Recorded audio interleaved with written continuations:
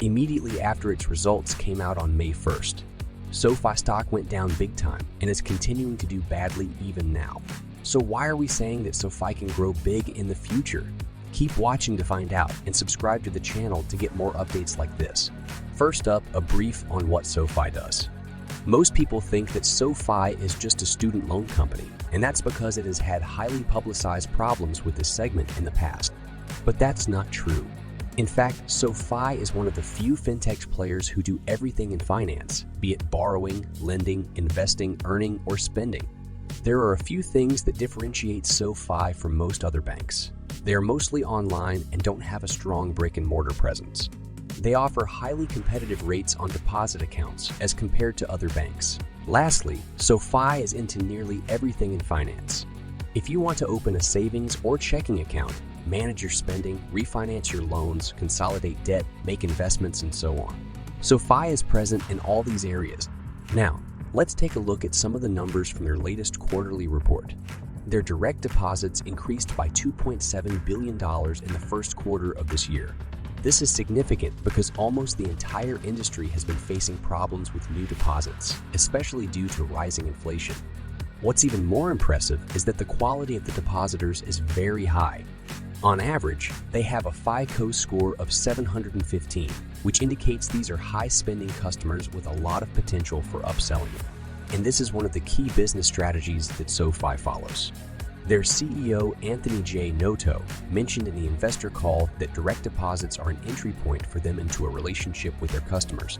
This primary relationship gives them access to insights into the customer's spending patterns and needs, allowing them to upsell the right product at the right time. Sofi added 433,000 new members in the quarter, again a growth of 46%, which is mighty impressive, but in line with their growth in previous quarters. Lending products grew to $1.4 million, and financial services grew to $7.1 million. FinServ is now 5 times its lending portfolio, and much of the growth in the lending piece has come from personal loans instead of student loans. Another impressive piece of news is the company's revenue growth. Adjusted revenue touched $460 million, beating their own guidance by about $25 million. Adjusted earnings also grew to $76 million, which also beat guidance by about $33 million.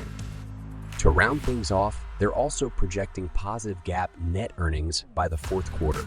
So with all the good news, why did Sofi sell off on results day and is continuing to do badly? First up, let's recall the events preceding May 1st for the banking industry. We had the collapse of Silicon Valley Bank on March 10th. Credit Suisse was also sold to UBS in March. And to top it all, on the day of results, First Republic Bank was seized and purchased by JPMorgan Chase after it declared a first quarter loss of a $100 billion decline in deposit. So if anything, investors were betting against everything related to banking at the time. Now, all of this is in the context of a dwindling economy and record high inflation, which is anyway creating a slowdown across the market. Sofi also gets a bad rap from investors because it is a SPAC stock, and many SPAC stocks have gone into the dustbin in recent quarters. So, despite a pretty good earnings statement, Sofi still got beat up after its results came out. But if there's a strong indicator that Sofi is looking for long-term growth, it's the fact that its CEO was actually buying the stock after it went down. He purchased stocks worth nearly $500,000 in May. However, the one thing that investors need to be careful of before buying into this stock is to analyze the earnings carefully. Despite regular growth in revenues every quarter, Sofi is still a loss-making company. That's a big negative for a small fintech firm with almost no brick-and-mortar presence that started out as a SPAC. Overall, Sofi definitely has the makings of success in the long term, but there is a lot that they still need to prove before they get there. So what's your view on Sofi? Will it go 10x in the future? Write your comments below. And if you want to get the fastest moving stocks based on world news and current events every morning before the market opens in your inbox, subscribe to our free newsletter, EliteTrade.club. Thank you for watching.